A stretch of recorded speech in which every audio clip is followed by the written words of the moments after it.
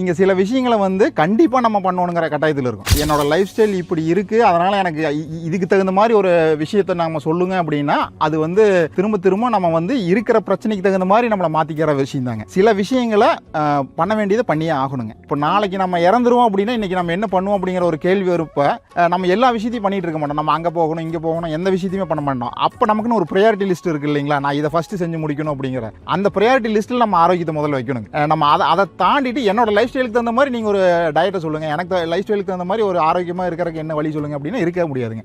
இப்போ வந்துட்டு எனக்கு இந்த மாதிரி எனக்கு நைட் ஒர்க் இருக்குது, நான் எப்படி நான் தூங்க முடியும் அப்படின்னா கேள்வி கேட்கறதுனால இந்த பிரச்சனை சார்ட் அவுட் ஆயிராதுங்க.